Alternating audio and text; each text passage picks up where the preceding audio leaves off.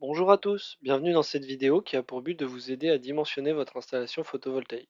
Même si vous faites appel à un professionnel pour la réalisation des travaux, il est préférable d'avoir une idée de la puissance que vous souhaitez installer pour éviter les embûches. N'étant moi-même pas expert en la matière, je ne peux que vous aiguiller en vous montrant ce que j'ai déduit de mes recherches personnelles. Nous commencerons par définir les termes utiles dans le choix du dimensionnement d'une installation photovoltaïque. Nous verrons ensuite les quatre principaux objectifs qui peuvent motiver l'investissement photovoltaïque. Nous commencerons par le plus simple, mais pas forcément le plus rentable, la vente de production. Ensuite, nous verrons le plus facile à rentabiliser, gommer son talon de consommation. Pour aller plus loin, nous parlerons des moyens de gommer sa facture. Enfin, nous sortirons de l'optique de la rentabilité financière pour parler brièvement du dimensionnement d'une installation autonome. Et comme toujours, je finirai la vidéo en vous annonçant le programme des vidéos suivantes. Si vous appréciez cette vidéo et son contenu, n'hésitez pas à laisser un pouce. Et si vous voulez voir les suivantes, n'hésitez pas à vous abonner. La terminologie. Tout d'abord, qu'est-ce que le talon de consommation? C'est l'ensemble des consommations constantes du logement. VMC, frigo, appareil en veille, tout ce qui consomme en continu. Volt-ampère et watt. Ce sont deux unités qui parlent à peu près de la même chose, qui se calculent à peu près de la même façon, mais qui ont des petites distinctions. Le volt-ampère est une unité de consommation de production électrique, tandis que le watt est une unité de puissance pour agir ou chauffer. Toutes les deux se calculent avec P égale UI. La puissance est égale à la tension fois l'intensité. Un kilowattheure, c'est la puissance consommée, produite ou stockée, pendant une heure. Si vous consommez 1 watt pendant une heure, ça fera 1 wattheure. 1000 watts pendant une heure, ça sera 1 kilowattheure. Le kilowatt crête, il correspond à 1 kilowatt de production avec 1 kilowatt par mètre carré d'ensoleillement à 25 degrés à 30 degrés d'angle. Donc vraiment dans des conditions dites standards. 1 kilowatt crête de panneau solaire peut produire entre 900 et 1400 kWh par an en France. Le Consuel, c'est un organisme qui vérifie le respect des normes et des règles de sécurité électrique. Enedis, c'est le gestionnaire du réseau de distribution d'électricité en France. Vendre sa production photovoltaïque. Il faut savoir que c'est totalement différent de vendre son surplus photovoltaïque. Comme vous pouvez le voir sur le tableau suivant, les prix de rachat sont bien différents. 24 centimes pour une installation de moins de 3 kW contre 13 centimes pour la revente de surplus. Si on compare avec un forfait heure creuse, heure pleine, ici celui de Total Energy, on voit qu'on achète l'énergie moins cher qu'on ne la vend. Donc on gagne quelques centimes au passage. En heure creuse, on gagne presque 9 centimes. Si on prend un tarif de base, on ne gagne, cette fois encore, que quelques centimes. Il faut savoir qu'il y a des contraintes. Il va falloir un compteur Linky dédié, séparé de l'installation. Donc il va falloir payer une ouverture de ligne à Enedis. Je ne sais plus exactement combien ça coûte, mais je crois que c'est dans les 250 euros. Il va falloir que l'installation soit réalisée par un professionnel certifié RGE, qu'elle soit validée par le Consuel. Et donc, si on fait installer par un professionnel, il va y avoir des coûts supplémentaires par rapport à une installation faite soi-même. Et enfin, les tarifs de revente sont revus tous les trimestres. Donc ça peut changer. Je suis pas sûr que ça arrive, mais la balance pourrait s'inverser. On pourrait payer plus cher qu'on ne vend et donc perdre de l'argent. Enfin, le problème avec les heures creuses, heures pleines, c'est qu'on ne peut pas savoir, avec les Linky, quelle va être notre zone d'heure creuse, heure pleine. Si on est en heure creuse le midi, au moment où notre production est forte, toute notre consommation de cette période-là sera rentable. Par contre, si on est en heure creuse de nuit, au moment où on va avoir une grosse production photovoltaïque, c'est le moment où on va acheter l'énergie chère. Donc on va gagner beaucoup moins. Et cette zone d'heure creuse, heure pleine, on ne peut pas la choisir. Elle est déterminée par Enedis. L'objectif suivant, gommer son talon de consommation.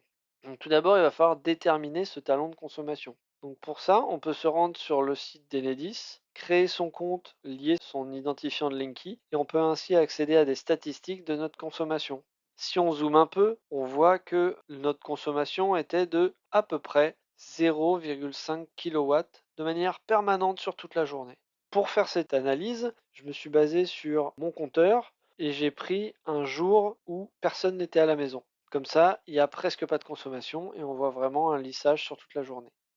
Une fois qu'on a déterminé son talon de consommation, soit sur le site d'Enedis, soit l'autre solution, c'est de faire un relevé le soir quand on va se coucher. On relève le nombre de kilowattheures et l'heure qu'il est. On revient le lendemain matin et on relève le nombre de kilowattheures et on fait un prorata par rapport au nombre d'heures. Ensuite, il faudra déterminer le nombre de panneaux nécessaires. Donc, une première proposition, ce serait la conso moyenne par heure fois 7 heures, parce qu'il ne faut pas oublier que les panneaux ne produisent pas toute la journée, mais uniquement quand il y a du soleil, fois 365 jours. Donc là, si on prend l'exemple avec 0,5 kWh, ça nous donnerait 1277 watts crête, soit 3 panneaux de 410 watts crête. Moins de panneaux égale moins de surplus. Si on a choisi de faire installer par un professionnel, on peut revendre ce surplus comme on l'a vu avant. Si comme moi, on fait l'installation soi-même et qu'on n'est pas certifié RGE, on ne peut pas revendre, donc il faut éviter tout surplus. Objectif suivant, gommer sa facture. Donc si on reprend la formule que j'ai trouvée sur un site d'un vendeur, il faudrait prendre sa consommation annuelle, la diviser par le taux de rendement des panneaux solaires, prenons 85%, ce qui nous donnerait pour 7000 kWh consommés à l'année, 8235 watts crête, soit 20 panneaux de 410 watts crête. Pour moi, c'est totalement faux. En effet, on ne produit pas la même chose en hiver et en été. On ne produit pas la même chose la nuit et le jour. Donc, pour moi, ce type de calcul est totalement faux et on est presque sur de la survente. Toutefois, ça serait possible avec une batterie virtuelle, dont je détaillerai les intérêts dans une autre vidéo. On peut faire des calculs plus précis. Je vais vous présenter deux formules. Tout d'abord, celle que moi j'ai utilisée, qui est celle où on fait une estimation sans changer ses habitudes. Donc on pourrait regarder le site d'Enedis et être très précis, mais ça serait long. On va faire une hypothèse sur une consommation plutôt lissée. La proposition est la suivante. On prend notre consommation annuelle, mais cette fois, on ne prend pas la totalité, on ne prend que les 7 heures où les panneaux produisent vraiment sur les 24, et on garde toujours ce taux de rendement. Donc ce qui nous donne pour les 7000 kWh consommés à l'année, 2402 watts crête, donc 6 panneaux de 410 watts, ce qui est beaucoup plus correct. Si l'on veut aller plus loin, toujours sans batterie, si on veut aller plus loin dans son autoconsommation, on peut être prêt à changer ses habitudes. Qu'est-ce que ça veut dire changer ses habitudes? Ça veut dire qu'on va utiliser l'électricité au moment où on la produit. Typiquement, si on a un ballon d'eau chaude, on va décaler son utilisation en journée au moment où il y a de la production solaire. Donc là, la modification de la formule tendrait à retirer le talon de consommation de la nuit, 17 heures sur 24, parce qu'il n'y a vraiment que 7 heures où on produit. Donc pour 7000 kW, cette fois, on serait à 8083 watts crête, soit 20 panneaux, ce qui reste énorme. On peut affiner un peu ce calcul en ne prenant en compte que les mois où il y a une réelle production, donc en ignorant les 4 mois d'hiver, ce qui correspond au 8 sur 12 dans la formule. Ce qui nous donnera cette fois, pour 7000 kWh de consommation annuelle, 5388 watts crête, soit 13 panneaux. Donc voilà, pour dimensionner son installation, si on consomme 7000 kWh par an, on pourrait prendre entre 6 et 13 panneaux pour estimer les rentabiliser si on consomme bien tout ce qu'on produit.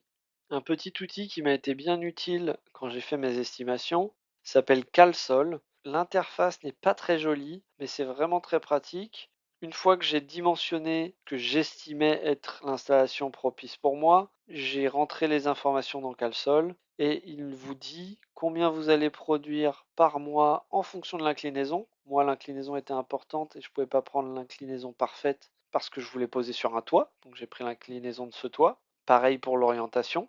Et là, on ne le voit pas, mais en dessous, il y a aussi un calcul de la durée pour rentabiliser l'installation. Le dernier objectif, être autonome. Donc là, c'est beaucoup plus compliqué. Je ne vais pas rentrer dans le détail car ça va dépendre vraiment de chaque personne. Mais je vais juste vous donner ce qui me paraît clé dans la détermination de la dimension de l'installation. D'abord, il va falloir vraiment lister de manière très précise les consommations et même faire des choix. Vraiment, peut-être se porter sur de l'électroménager très haut de gamme avec une très faible consommation. Ensuite, il va falloir déterminer la taille des batteries en fonction de la consommation nocturne. La consommation nocturne peut être très faible en fonction de ce qu'on veut faire. Si on veut juste éclairer un van, il va pas falloir des batteries énormes. Par contre, si on veut être capable de cuisiner une fois la nuit tombée, il va nous falloir des batteries conséquentes. Il va falloir déterminer le moyen de passer l'hiver. L'hiver, ne serait-ce que charger les batteries pour passer la nuit peut être compliqué.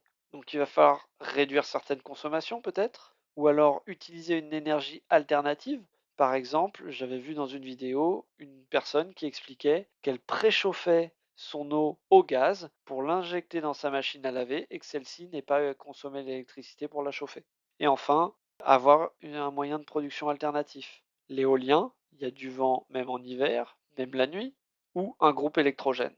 Opter pour des fixations orientables qui pourront augmenter légèrement la production, notamment en hiver, en orientant mieux les panneaux, en les inclinant mieux. On va réussir à obtenir des meilleurs rendements. Et enfin, je pense qu'il faudra être pessimiste et surdimensionner l'installation si on ne veut pas avoir trop de problèmes. La suite. Donc d'abord, je vais vous expliquer comment déclarer son installation, comment réaliser son installation soi-même. Donc ces deux parties seront vraiment des retours d'expérience sur ce que j'ai vécu et comment éviter les embûches. Comment stocker et consommer le surplus photovoltaïque. Comment suivre sa production photovoltaïque. Merci à tous. N'hésitez pas à laisser un pouce si vous avez apprécié le contenu de cette vidéo et à vous abonner si vous attendez les suivantes. Bonne journée!